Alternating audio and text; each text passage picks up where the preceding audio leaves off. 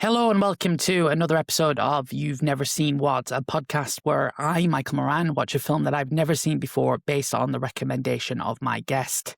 This week's guest is Jeff Cannata, that's 2Ns1T, an actor, comedian, entertainment host with myriad credits on stage and screen, as well as a pioneer, in my opinion, in the internet video space. I first came across Jeff on his groundbreaking internet entertainment show, The Totally Rad Show, where he and his co-host Alex Albrecht and Dan Trachtenberg dissected the latest film, television, and video games with a mixture of great insight, but also a warmth and humour that led to it forming a passionate fan base. In the years since, Jeff has been a regular on the Filmcast, formerly the Slash Filmcast, one of the most popular film review podcasts available, as well as his video game show DLC and comedy podcast We Have Concerns. Jeff, welcome to the show, and thank you so much for joining me here today. Happy to be here. Thanks for having me. I must say, without being too gushing, I'm honestly a massive fan, have been for too many years. And also, it's funny, one of my close friends that I met at university, we bonded over the fact that on our first day, he was wearing a Totally Rad Show t-shirt. So Awesome. that was instantly like, oh, we have this similar kind of interests there. That's cool. How have you been? How's the start of the year been for you? Well, there's a lot of turmoil here in the United States that feel a lot of consternation about. But other than that, things are all right. You know, we're getting the kids, going into school and being pulled in 400 different directions. But, Yeah, standard. life. Yeah. Standard. I've recently, 2 years ago now, became a dad myself. So I'm kind of, Congratulations. I've got a 2-year-old daughter called Daisy, and although I don't have the turmoil of school and not everything that brings just yet, it is amazing how suddenly you don't have a lot of time. So You said it. so that's why I extra appreciate you taking the time out to be on this show today. So what have you been up to from an entertainment perspective over the Christmas period and also over the start of the year? Has there been anything interesting that you watched or played, and video game wise or anything like that? Yeah, I kind of I'm a little late to the party, but I got pretty into Arc Raiders over the break, and finally was pulled into it. It's not a game that I thought I would like, but I've been having a blast with it. The way it really creates that kind of Terminator-esque experience. It's a brilliant game. So I've been enjoying that quite a bit. And I watched, it's wild to say, we're at the end of January. I think I've watched what could possibly be my favorite movie of 2026 already. Really? It's a movie that hasn't come out yet, but I got an early screener. It's called Good Luck, Have Fun, Don't Die. Oh, right. And Okay. it's the new Gore Verbinski movie. It is so incredible. It has just an incredible energy to it.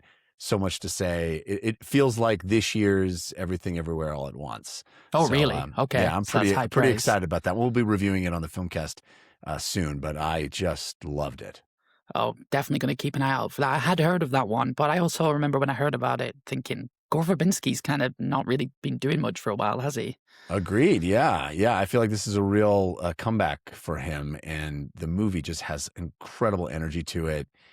I don't want to spoil anything, but it's No, phenomenal. definitely not. Yeah. Awesome. I think at the start of every year, you won't have this problem because you do a film podcast. So you're always watching films, but I've been trying to force myself to watch more films.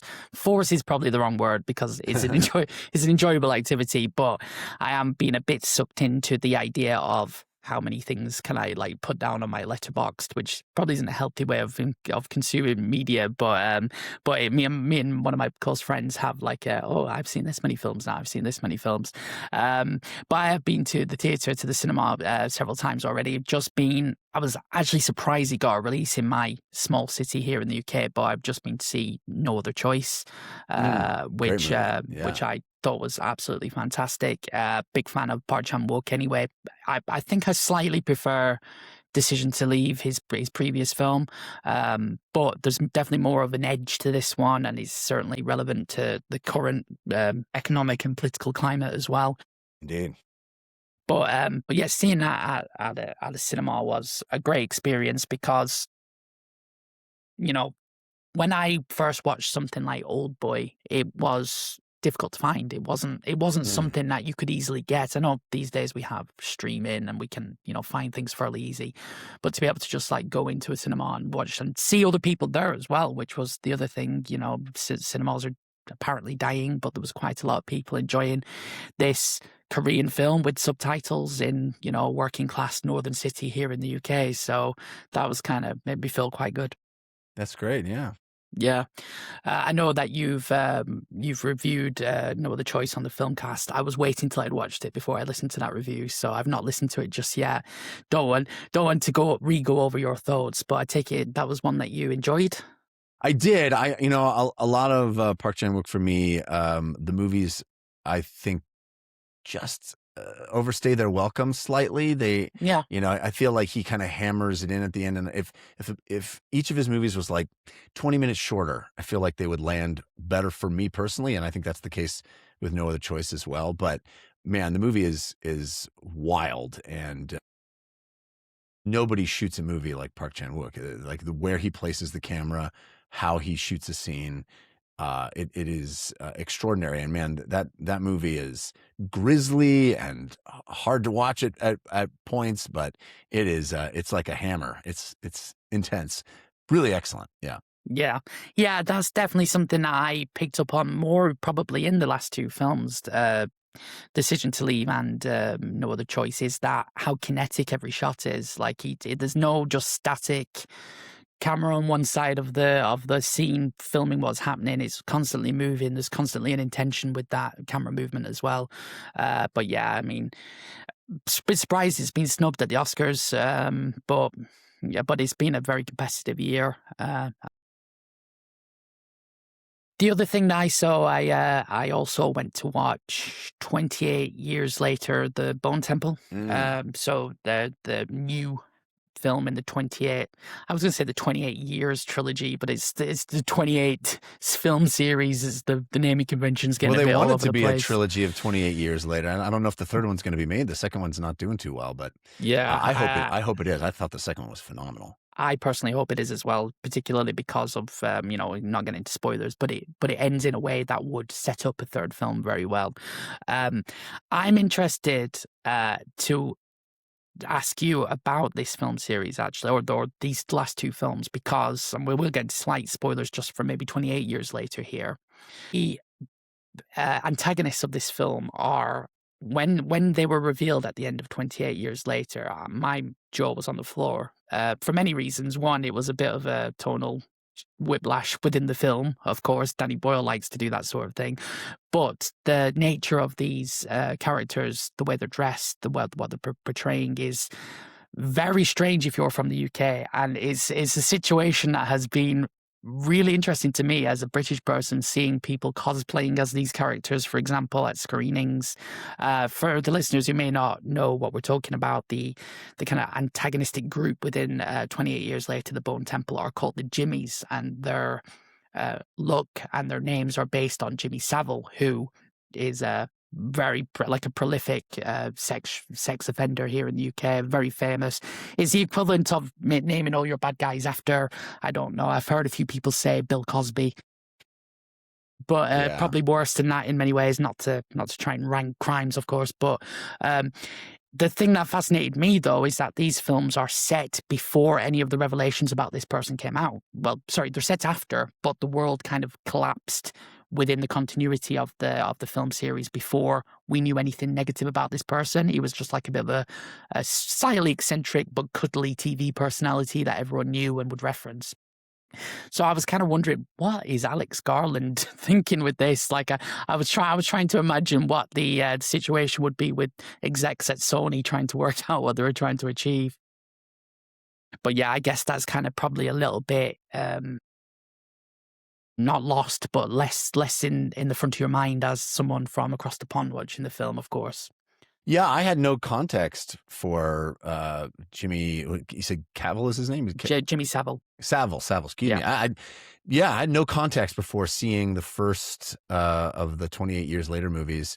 And so, yeah, I had to have that explained to me. I mean, it's still jarring and strange and weird to have these guys in tracksuits and blonde wigs show up at the end of that movie. and getting the context made me, impressed with the choice. Yeah. And it certainly pays off, as in this film, as they're, what you watch them engage in is, as Satanists, as avowed Satanists in this movie, Yeah. is rough. But I thought it's interesting you say Bill Cosby. Yeah, I can only imagine if a bunch of people dressed in weird sweaters and going or whatever, it would be jarring to an American audience. Yeah, it's really odd, and I've seen people online on Blue Sky and places going like, "Dear Americans, please do not dress up as this character." I get that you like the film, but yeah, it's definitely it's really morbid. Jack O'Connell, though, I thought was fantastic. Incredible. He's yeah. so good. Yeah. Yeah, he's kind of had a bit of a moment in 2025, 2026 with Sinners as well, and I'm excited to see more of him. He's one of those people that a few years ago was having a lot of buzz around him to potentially be the next James Bond. Yeah. I don't know if I see that personally. Maybe that's primarily because he seems to be cast as villains more than anything else. But yeah, definitely interested to see where he goes next. There was a British television show called Skins that was on. It was like a bit of a teen drama that was on about 20 years ago or so. And one of the interesting things they did for that show is they had open casting. And from that show, we've seen a generation of British talent who've really started to make a wave. So we've had Jack O'Connell, Daniel Kaluuya has also come from that. There's been some people who've been in Game of Thrones and other shows, and Nicholas Hoult also was probably his first role as an adult, or as a he was in About a Boy as a younger child. But yeah, so it's kind of again another strange thing where I'm seeing Skins, that show that I didn't watch but was a bit of a angsty teen show. Suddenly everyone from it is exploding and appearing in all these major Hollywood films. It's kind of almost like a little bit of a sense of pride in that, in a weird way. That's cool. So have you been watching anything else? I just last night watched the first 3 episodes of Wonder Man. Right. It's so good. I can't wait to watch more. Very much about things that are close to my heart. I mean, it's the story of a struggling actor in Los Angeles, which I was for many years, and it nails that experience. Look and feel and all the details of what it's like to sort of be not making very much money in LA.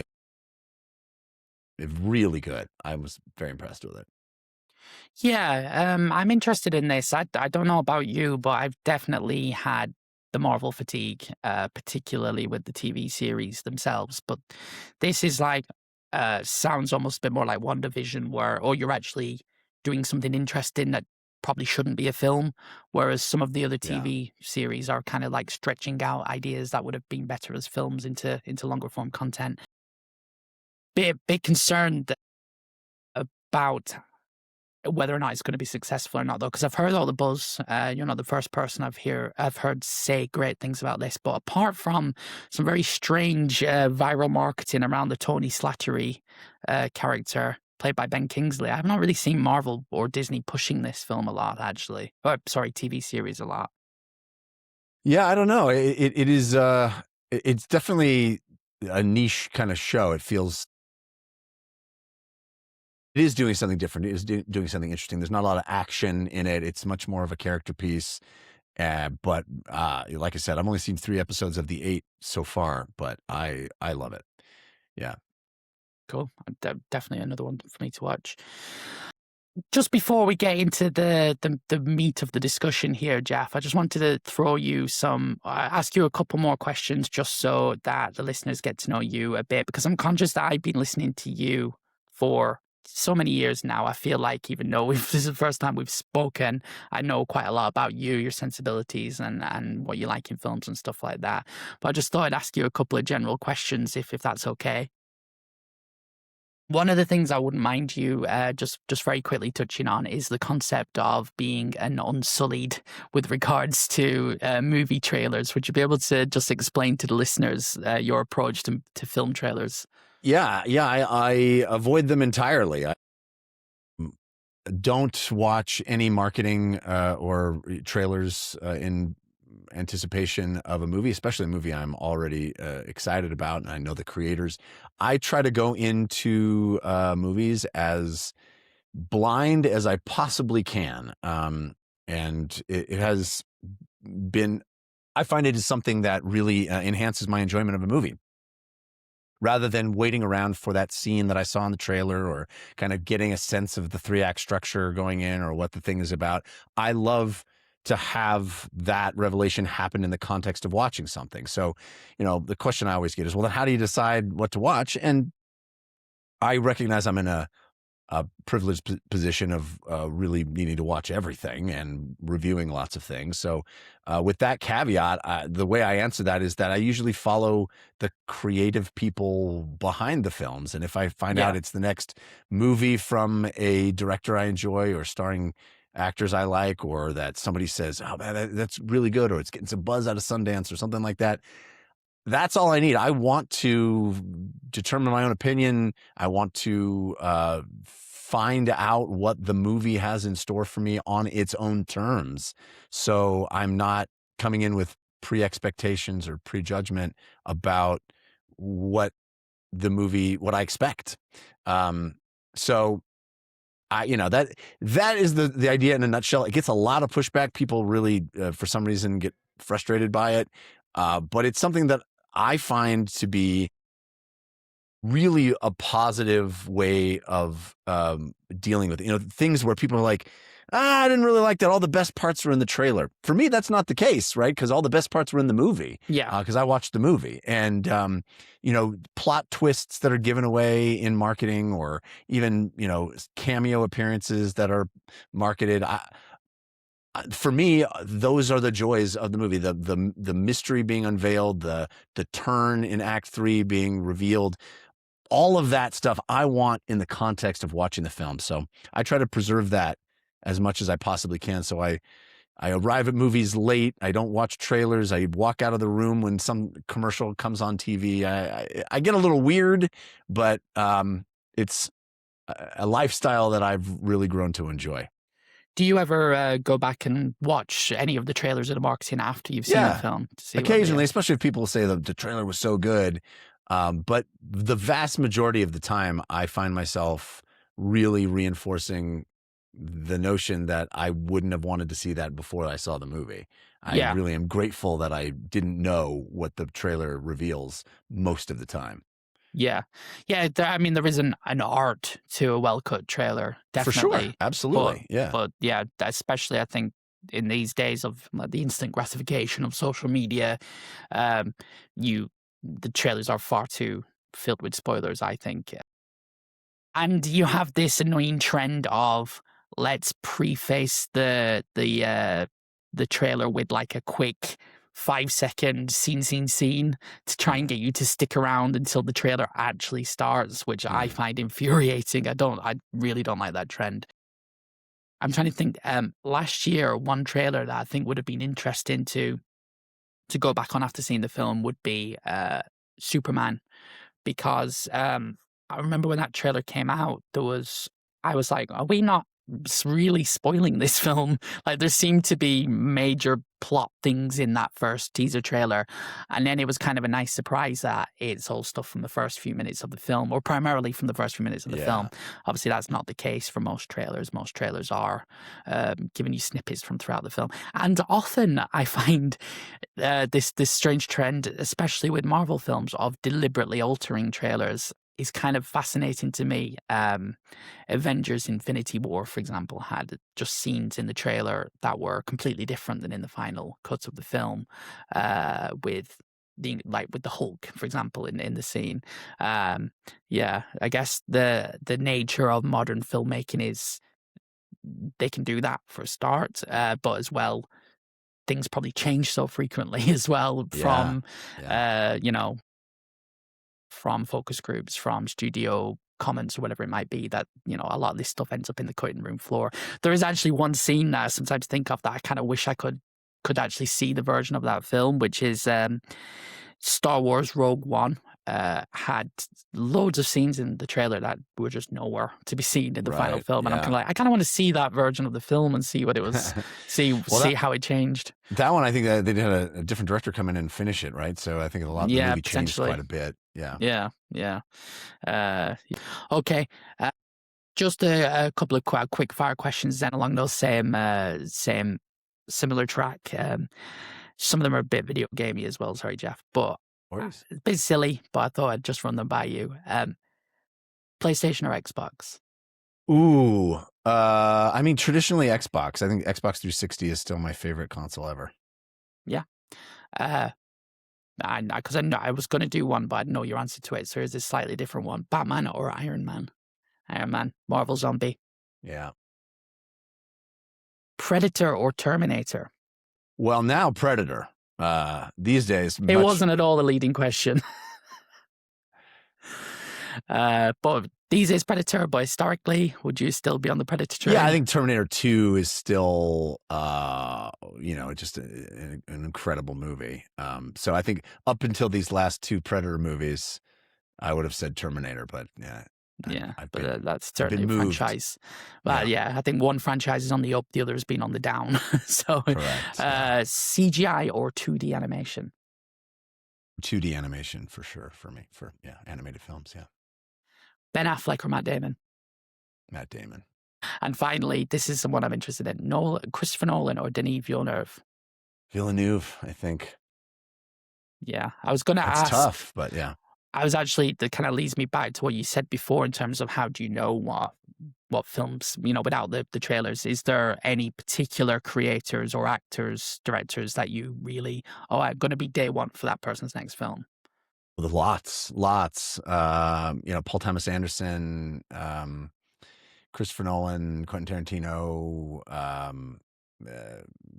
Villeneuve. I mean, there's Park Chan-wook. There's so many. Ryan Coogler these days. I mean, there's so many. There's just an incredible. We're in this. We have a huge glut of just wonderful filmmakers that are still working, even though, as you say, the market is shrinking. I still love so much stuff that comes out, and I'm so excited. Dan Trachtenberg, throw him in there too. Well, if there was, I know that you've spoken recently about your acting and kind of the not being able to do stage acting as much or at all anymore, really, over the last few years. And children ruin everything. Luckily, I was never going to be an actor, so I didn't have that problem. If there was, and I know it's like picking your favorites is probably a bit of a silly discussion, but like, what kind of, who would you like ideally, like if you could get your pick of anyone, like tomorrow you're going to work on them on a film, on a play, whatever it might be, is there anyone that really jumps out as someone that you would like lead to that and kind of abandon all plans and go and do it? Oh, you mean work a creator to work with, or a creator to work with, but as an actor? There's few that I wouldn't leave a chance to work with. I think, I mean, well, I can ask that instead. Yeah, who would you never work with? Just the list is not very large. I mean, as somebody who, like I said, like you said, not having the opportunities these days, but I miss it dearly. I miss doing theater mostly. I would love to work with anybody on film or whatever, but doing theater is really just it nourished my soul for many, many years, and I just they can't possibly swing it these days, and so that's something that really makes me. There's a hole there, and I try to fill it with other creative things, but I certainly miss it very much. Yeah, cool. Well, not cool, but you know what I mean. Stage people who do live performances, it's a different beast, isn't it? It's not to diminish any other form of acting, but I can't imagine the thrill and the fear and the kind of the connection with the audience. It must be in of itself like a unique beast. Cool, Jeff. We'll take a quick break. We'll discuss the film. I mean, people hold on to these images of father, mother, husband, wife, again, for the same reason. as they seem to provide some firm ground. But there's no wife there.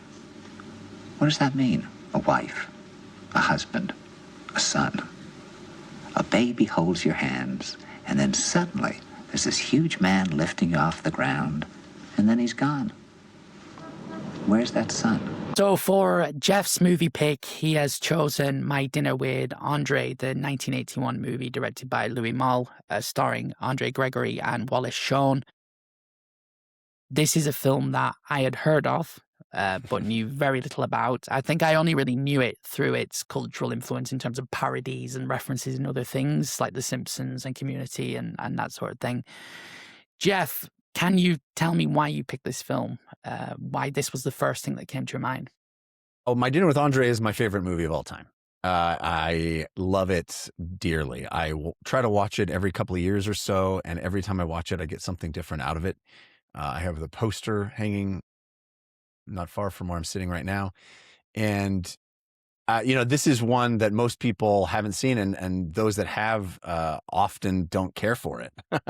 And so part of the reason that I love it is that it's such an odd bird and a beautiful, beautiful thing. It is, we spoke in the first segment about my love of theater and acting, and this is two people who worked extensively in the theater as writers and performers and directors. And it is kind of a love letter to theater, to art, to connecting to humans on a molecular level. One of my favorite quotes of all time is not from this movie, but is that great acting moves molecules. And I think that's true. I think this movie is a testament to that. It's a discussion about that. And it's, when people criticize this movie, they say it isn't a movie. It's not actually a movie. And that's what I love about it. It's so audacious in that it dares to just make you listen and doesn't rely on so much of the vocabulary of cinema to get its point across. It doesn't use imagery. It doesn't cut away. It's just two people sitting at a diner talking, and the discussion is riveting, at least to me. It is meaningful. So much of my life I related to the Wallace Shawn character, and then I, at a certain age, started relating more to the Andre Gregory character, and it's about everything. It's about the most important stuff. It's about what it means to be alive, what it means to contribute, the fear that we all have. It's about death. It's about creation. It's about living a fulfilling life. And I adore it. And like I said, I watch it, I try to watch it every couple of years or so to reacquaint myself with it. So I'm pleased that you watched it. I'm so curious if you liked it, because like I said, it's not for everybody. Well, this is kind of one of the reasons I wanted to do this show is, yes, to fill in my backlog from very well known things. Like, I know that someone has picked the film Labyrinth for me to watch, like the complete antithesis of this movie, really, if you think about it in terms of spectacle. But Sure. This is probably a film I wouldn't have sought out unless you had recommended it to me. And like you said, I could see, like, initially when I was starting this film. And just to go back a step, normally what I intend to do, or I have done in this show, is do a bit of a recap of the plot of a film and kind of run through it. But there isn't really a plot here. It's a general concept of It's all in the title. Yeah, it's two people meeting for dinner. My initial thing was, as we got into the discussion within the film, was, oh, this is going to be a lot of Andre talking and Wallace listening, and is this all the film is? So, like, a slightly kind of part of my brain, like, oh, this is 2 hours of this, is it? And then I kind of paused it at some point to go and get a drink, and I was like, oh God, we're an hour in. Like, it felt like 5 minutes. Like, that time had just melted away. It wasn't like, watching the clock and wondering how long I was going to have to listen to this conversation. But as a film, it's fascinating because, when I said earlier about stuff's accessible these days, there would be a place for this film somewhere in 2026, be it on YouTube, be it No, this movie would be a podcast. what we're doing right now is what I was going to say. Yeah, it would be a podcast. 1981. This is like audacious, really. A film shot on film by a prominent, strange choice of a director. That is released theatrically, and it is two people sat talking. It's kind of a bit of a radical thing for 1981, I think. But you'll be glad to. I loved it. I absolutely loved the film. I was riveted. I started up apprehensive, and as it went on, I kind of got more and more into it, because one of the things was that kind of change about halfway, 2/3 of the way through, where it becomes less of a guy recounting his maybe slightly pretentious excursions around the world, and becomes more of a debate about the nature of existence, but in a way that you kind of see both sides of the argument, and you kind of start to break down what each person is thinking and saying through their conversation. And one of my questions I was going to actually put in the this or that section was, are you a Wallace or are you an Andre? You kind of already touched on that. You kind of transitioned slightly. But yeah, I mean, the discussions themselves, I guess if you watch it every couple of years, I guess you're familiar with the stuff that they're pointing out. But one of the things that I thought straight away was, these are people acting as their own names. They're referring to real people, real places, real things that happened. Like, it kind of, the line's a little bit blurred towards whether or not this is even acted, or is it just a discussion? What are your thoughts about that? Well, I don't know how much you've read about the making of this movie. Only a little bit, I'll be honest, just because I only watched it last night. Yeah. No, it was meticulously crafted. This is a movie that was rehearsed over and over and over. It comes off like an off-the-cuff conversation. It feels like a podcast. It feels like what we're doing now, where we just sat down, turned the microphones on, and had a discussion. But it is very much not that. Every word was specifically chosen. And like I said, they rehearsed this conversation at length like you would rehearse a play. So they did it dozens and dozens and dozens of times before rolling camera. And I think, to me, that level of craftsmanship is what I am enamored by. I like I said, I love doing theater. I love rehearsal process. I love,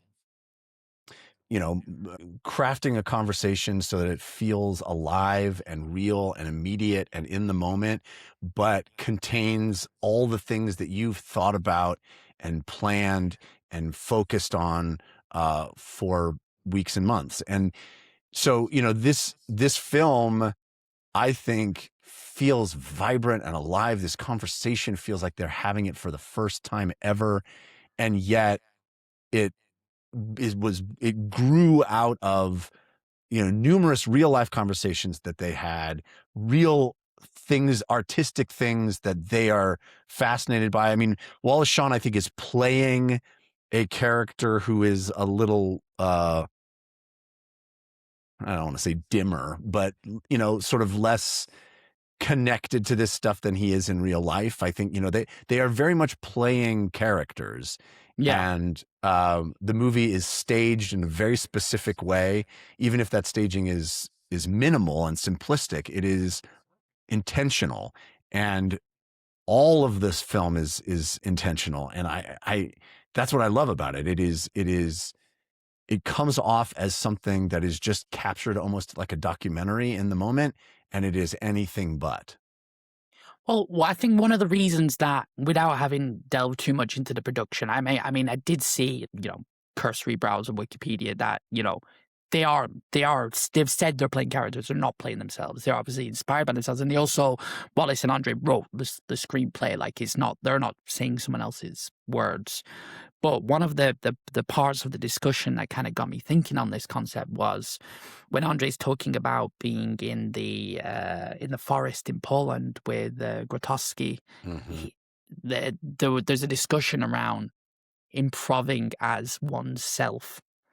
So following the rules of improv, I know something you've you've done improv in the past. Yeah, a lot of improv, and like kind of trying to do those kind of things like the plane and all these kind of traditional improv exercises, but to kind of almost play yourself as a role, which I thought was almost like a meta commentary within the film about what they were doing. Yeah, I think clearly this, grew out of something real between the two of them. It seems to me, and I think that you bring yourself. I think that's all you have. You bring yourself to every artistic endeavor, and you can layer on that imagination and character and these things that are farther and farther away from who you are, but at the fundamental base of it, it's you, right? And um I think them grounding it with their own names and their own situation, I think helps to make the movie feel, like I said, more like a documentary, more like this captured moment in time rather than, a false film. And I think you're right to point out that in 1981, you just didn't have stuff like this. You didn't have podcasts. You didn't have long form conversation that was able to get this kind of deep and probing and revelatory, in my opinion. I think, we get more of that's. It's more commonplace these days because we do have long form entertainment like long form conversation like podcasts. But even so, I do think that this movie stands apart even from that because it isn't off the cuff. It is written. It is rehearsed. It is intentional. And while it, I think certainly grew from improvisation and contains a lot of the fruit of improvisation, it is something even more crafted than that. And I think it shows.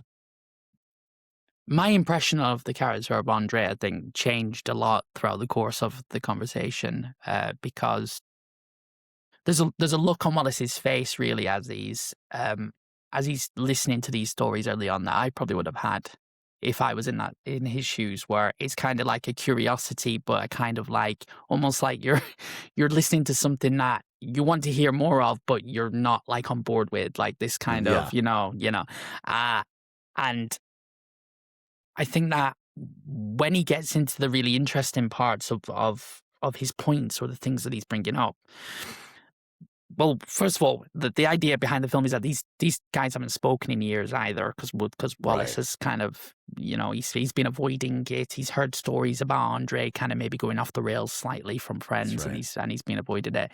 Is the fact that Andre has had this probably depression or some kind of midlife crisis and has gone on these adventures to try and understand the nature of existence, and sees things like it's almost like the one is science, one is spirituality, and there's a point where they cross, which I think is really, really fascinating because you can see Wallace start to understand the stuff that Andre's saying, prodding things like the fact that no one really sees you unless they see what they want to see because you're playing a role, and that really spoke to me. And I think in the film you can see it speaking to Wallace and see him kind of question his own beliefs. What do you think of the concept of an electric blanket making you blind to the issues in the world? I think it resonates. I think the movie is very prescient. In 1981, right? We were just seeing the beginnings of what I think we're living with today, and that there's a very powerful sequence where Andre Gregory talks about crafting our own prisons, right? And building this comfortable life that inures us from thinking, that like actually shuts off your critical approach to the world. And I think, you don't have to look far to see evidence of that in the world today, where all of these comforts, all of these things that just want to entertain us so badly and provide all the all the effects of capitalism are there to just, you'll be happy if you have this, you'll be happy if you have that, you'll be just one of the, all we want to do is to make you comfortable and sedentary and all the things in life that are built to buffer us from feeling things, both good and ill. And I think that's Andre's point here, is that, it's not about being comfortable. Life isn't about being comfortable. Life is about challenging yourself to feel more deeply in whatever direction that leads. Yeah, he says something, paraphrasing, but comfort can be dangerous. It can lull you into a false sense, or into a dangerous tranquility, he says. And I just love that concept of a dangerous tranquility, because even, without getting too philosophical, what we're doing right now, we're talking over the internet using microphones, screens that have cost, lots of money, produced by people who are not living the same lives as us in other countries. And, That's right. It is a comfort. It is something that, why do I want to achieve more money at work? So I can buy an analog 3D so I can play my N64 games on. So I'm using that as an example because I've just bought that, and yet it's in the box. That kind of, I bought it because it was something to buy. It kind of fills that slightly, you think it's going to fill that void, but it doesn't. But one of the things I also found interesting within Andre's outlook on life is that he has done all these things, and he is probably, if anything, more. He hasn't changed his convictions. He's if anything, he's doubled down on his convictions. But he's mad at himself for having done this stuff. He says that he insults himself as thinking, well, I'm an idiot. I've done all these things that, I look around. It's just, if anything, made him more mad at the other people around him in New York. It's made him mad at himself. It's not kind of giving him any comfort. It's just left him with more questions. Right. So, even though Wallace is probably thinking and maybe broadening his horizons a little bit from this conversation, I think it's interesting that there isn't enlightenment at the end of that tunnel. There is still, a kind of nihilism, a kind of a sense of doom alongside it. Yes, but one's eyes are open. Reading. Yeah, but one's eyes are open, right? And it's that. I don't know if you've been watching Pluribus, or you watched the first season of Pluribus. I think that show touches on the same notion, or, you could even say The Matrix, right? Are you going to stay blissfully like Joey Pantoliano eating the steak and enjoying the taste of the steak because your brain is happy with the steak? Or are you going to open your eyes to the truth of experience? And I think this is a fundamental concept at the heart of their discussion in My Dinner with Andre as well, is, these things are perhaps painful and frustrating and vexing on a number of levels, but what's the preferable mode? To be sort of a zombie moving through life, or to have your eyes open and feel the pangs of discomfort? Yeah, because from my perspective, neither character is happier than the other or in a better place than the other. Right. I don't think it's about happiness. No, it's not. No. But I do find it interesting that the beginning of the film, the narration from Wallace is a little bit, ho hum, my life's okay. I'm just kind of following this script of taking acting roles to try and get enough time or enough money to be able to write. And my wife or girlfriend has to work as a waitress to bring in the money. Whereas at the end of the film, he is a lot more introspective and maybe a lot calmer, and starts to think about the things around him as he travels in the taxi back home, about his memories that are associated with different places. So there is a change in him. Is probably a change for the better. I think it is a change for the better, but I don't like you said, it's not about happiness, because Andre still seems to me a deeply unhappy person. He's very nihilistic to the point of you mentioned something before that he talked about New Yorkers building their own prison, but what he actually said was they're building their own Holocaust camp. Like it was even more extreme. It was, and there was lots of kind of allusions to that sort of thing as the worst of humanity. I think he says that the Little Prince has got SS fascist tendencies underlying the story. You know, he has this extremely negative outlook on these things. That kind of it's difficult for me as a viewer from my first viewing to sort of balance with him trying to have more of living in the moment or being aware or being present in the real world. That's interesting. I don't get that necessarily. I think there's an optimism at the heart of Andre's position, which is that it is inherently exquisite to be alive. I think there's a belief and a trust in just the root of experience as being a gift to not be squandered. And I think, you know, so much of the movie is a plea for him to his friend of, you know, live your life. There are so many experiences to be. Don't allow this, you know, this tranquility or this sort of, you know, lobotomy that is happening to our culture to permeate into your brain as well. Don't, you know, seek out experience. Take advantage of the moments you have alive. And so I don't know. You describe it as nihilism. I think that's certainly an aspect to it or a reaction to it. But I don't know. I find it very hopeful. And when Wallace Shawn leaves the you know, I think we've all had that experience of talking to someone that you maybe weren't really looking forward to hanging out with, and then they've had this really bizarre experience, and you're drawn into this conversation, and you walk out of it going, "What? I can't really look at the world the same way." And it kind of wears off, you know, you just sort of like, wow. One of the things that I love about this movie is that it's just this brief moment in time. It's just a dinner.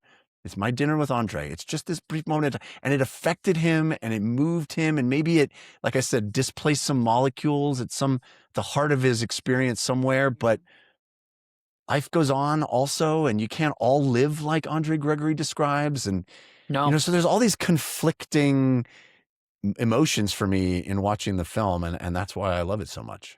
Yeah, and to be honest, the fact that maybe we do have slightly different readings speaks to the quality of what they are discussing and how it's presented, because I certainly didn't think I was going to walk away from this with as many questions spiraling around my head that I do, or you know, it has made me think in a way about, you know, both the specific turns of phrase that they've used that kind of really kind of they're like zingers in my head of like, oh, I'm going to think about that, you know, like what I've just said about the dangerous tranquility, like that'll stick with me, sorry. But also the debate around, well, not debate, but discussion around Andre saying that you need to cut out the noise, you need to have the silence, and Wallace saying he doesn't like it when it's too quiet. He needs the noise. And that massively resonated with me. I don't like the quiet. I like having the buzz of things happening to distract me from the kind of questions that are causing turmoil in Andre, or causing not turmoil, but, you know, debate within his own head.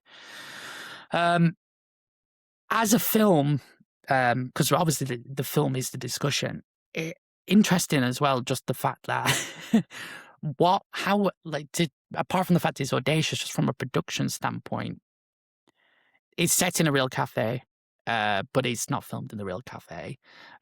Trauma, of all companies, was some of the production of it, who created Toxic Avenger, which when I saw that in the credits, I was like, what? That is that's another string to their bow. But one of the things that I kind of really liked and wanted to get more of is the little snippets from outside the restaurant as well, which are really important because they bookend the dinner, and they're the only glimpses into Wallace, not into Andre, but into Wallace's mind and into his actions outside of the dinner itself.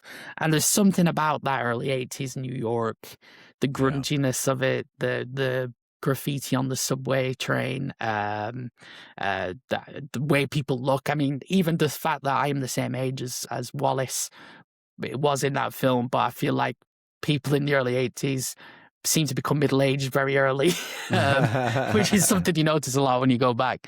But yeah, funnily enough, I haven't seen either of these two actors in anything else. You haven't seen Wallace Shawn in anything else? I've seen him in Toy Story. I've not seen him in anything else. I've seen Princess. You never seen Princess Bride? Nope. That's why I'm doing this podcast. Oh, you gotta get somebody to. If I had known, we would have done Princess Bride. Well, instead of talking about philosophical. I mean, I'm enjoying this very much, but this is certainly more outside the box. This doesn't. I don't think. Fall into the title of your show here, which is You Never Saw What? Like I would very much expect very few people to have actually seen this movie. It's my favorite movie ever. But Wallace Shawn is a very prolific actor. He's been in lots of things. Yeah, I mean, I've seen his face. I know of him. His voice is iconic, if nothing else. He does lots of voiceover work. He pops up in stuff all the time. I mean, sitcoms, movies. Yeah, the most famous. Anybody who knows of Wallace Shawn knows him from Princess Bride. Inconceivable. Yes. I have seen that clip. I know of. I think Princess Bride is one of those cultural touchstones that even if you've not seen it, you've seen quite a bit of it. So I definitely know him from that. If you were to ask me what this guy is from and put good to bed, I'd be like, he's from Princess Bride. Andre Gregory is much more of a director than an actor, and directed a bunch of things, and mostly theater in New York. If you're intrigued by this, I would very much recommend seeing their filmed version of Uncle Vanya, which these guys reteamed, Louis Malle again as well, and they did Uncle Vanya. I don't know if you know the play Uncle Vanya, but they did a very, very unique version of Uncle Vanya that is stunning. I love it. The movie starts with the actors all arriving at the theater to do Uncle Vanya, and they're just sort of milling about and chatting, and then the play just sort of emerges from that, and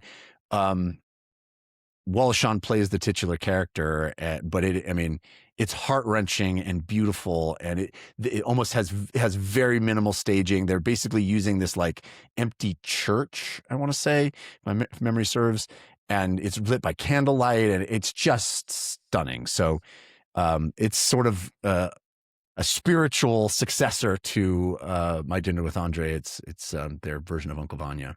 I think that in a weird way, going back to the theatre discussion as well, this might be a bit of a doorway for me to start looking at more things that are either adapted from or actual live theatre, because it's not something I've done a lot of. But this is essentially a stage play in video form, isn't it? The staging of it could have literally just be on the stage.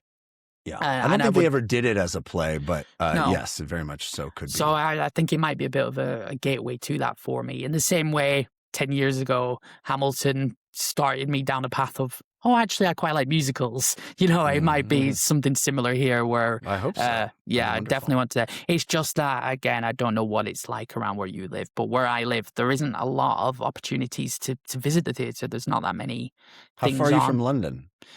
The UK is only small, obviously, compared to the United States, but 2.5 hours on a train, I'd say. So it's not too bad. Not terrible. You could do it. It's not terrible, yeah. It's the best theater in the world, right there. You have, And I probably don't take advantage of it as much, even from, like I said, I'm getting more into musicals over the last few years. I've seen a few down in London. But there is a city much nearer to me called Manchester that does have quite a few theatres and stuff happens there as well. A lot of touring performances and stuff. So it's definitely something I'm going to seek out a bit more. That's great. I think the only thing I really know, I might be misremembering, but I Drive My Car was built around the staging of Uncle Vanya, a performance or a play, an adaptation of Uncle Vanya. Because have you seen Drive My Car? The Reisuke Yeah. Hamaguchi movie. It's about a theatre director. And I Right, think yeah. he's doing Uncle Vanya in that, but I can't remember. I think it is Chekhov, some Chekhov. It might not be Vanya, but I think he's either that or The Seagull. Is it The Seagull he's doing? I can't remember. Yeah, something. Very I think good it's The film, Seagull. but it's obviously not stayed in my memory. Yeah. No, I'll definitely seek that out. Probably pick your brains offline or via other means on other things that you can recommend along this track. I'm just trying to think if there's anything else that we haven't discussed around the film. It's a difficult one to discuss without someone having seen the film because it is such about the conversation. Yeah. So I picked a real weird one for you. Sorry. No, I massively appreciate it because it isn't within my wheelhouse at all, and maybe it will be now. So good. That warms my heart. I mean, like I said, I love this kind of thing. I love real talky movies. I love movies that could be plays. I love plays. I love language, and I think this movie is a showcase for language and performance. And I hope that it inspires you to seek out stuff like this. And if it gets you to go to see a play like that's not a musical, that would make me. It would tickle my heart. It would make me so happy. I'm gonna have to keep an eye out. There is a playhouse in my town actually of amateur productions. I might look into that as well. No reason not to do that. Support locals. I love that. Yeah. There was something else I was going to say. No, I think I've touched on. I've made a few notes when I was watching it. Again, just to go back onto my thoughts, I did really, really like this film, and I didn't think I would, and I would recommend any of the listeners to seek it out. Oh, that's what I was going to say. Yeah, the talkie films is something that over the last few years I've definitely got more into. Probably not the best example, but one of them is just the culmination of A Few Good Men. When I watched that for the first time, and it's a courtroom, so it's a very specific kind of talkie.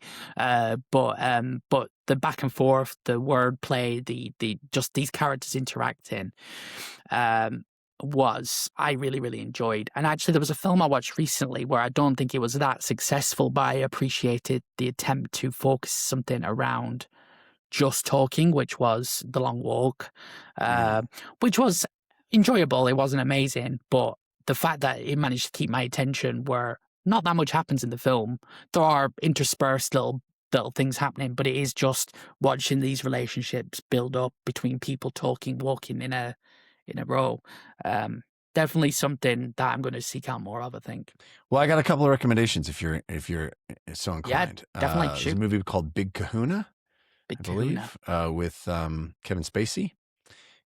There's a movie called Melvin Goes to Dinner, which I think is intentionally evoking My Dinner with Andre. It's a little indie movie that I loved. These are not, big mainstream films, although I think Big Kahuna is. Big Kahuna is, I'm doing this from memory, so I think that's what it's called. Let me look.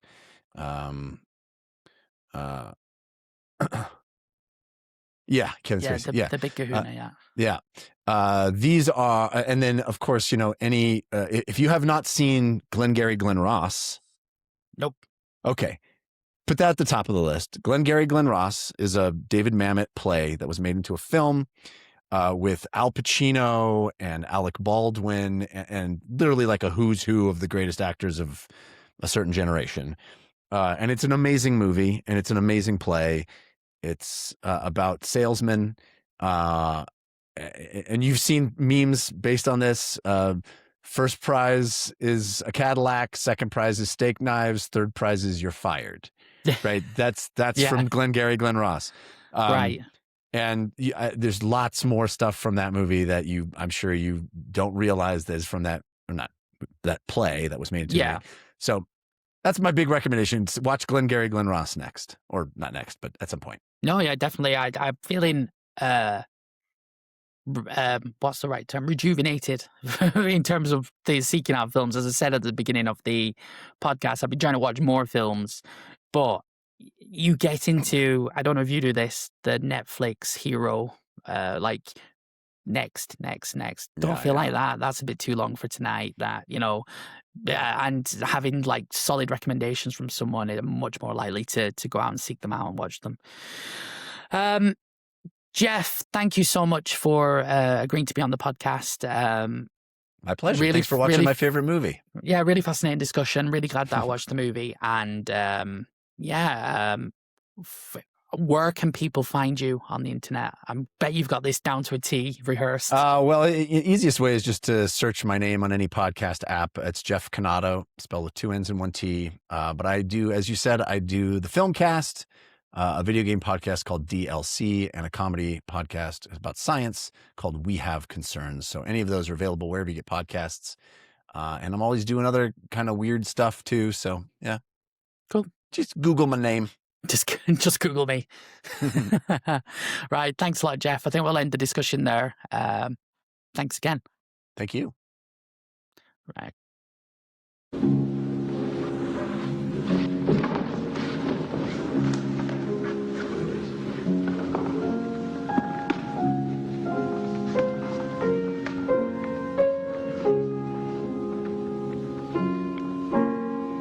All the other customers seem to have left hours ago.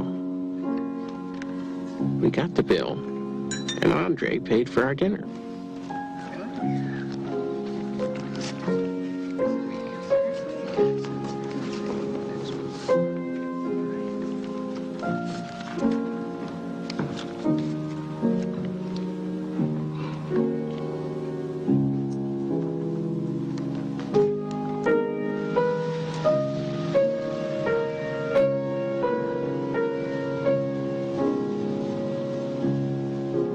I treated myself to a taxi. I rode home through the city streets. There wasn't a street, there wasn't a building that wasn't connected to some memory in my mind. There, I was buying a suit with my father. There, I was having an ice cream soda after school. When I finally came in, Debbie was home from work, and I told her everything about my dinner with Andre.